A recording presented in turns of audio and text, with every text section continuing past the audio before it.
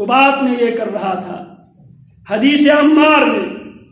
دو جماعتوں کا تذکرہ ہوا ہے۔ ایک جماعت کا بیانیہ جنت کی طرف دعوت ہے، دوسری جماعت کا بیانیہ جہنم کی طرف دعوت ہے، جبکہ جناب علی رضی اللہ تعالی عنہ کی خط کی روشنی میں، صحیح بخاری کی حدیث کی روشنی میں، اور جناب امیر معاویہ رضی اللہ تعالی عنہ کی خط کی روشنی میں ان دونوں جماعتوں کا بیانیہ ایک ہے۔ باقی جو باغی جماعت ہے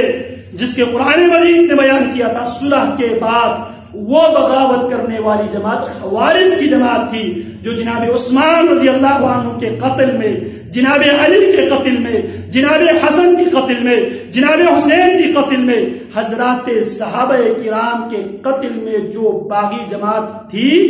اس جماعت کے بعد میں اس جماعت سے کون لڑائی کرتے ہیں؟ جناب علی رضی اللہ تعالی عنہ۔ اللہ رب العالمین حضرات صحابہ کرام رضوان اللہ علیہم اجمعین کے متعلق ہمیں قرآنی اصول اپنانے کی اللہ توفیق عطا فرمائے۔ ربنا اغفر لنا ولاخواننا الذین سبقونا بالایمان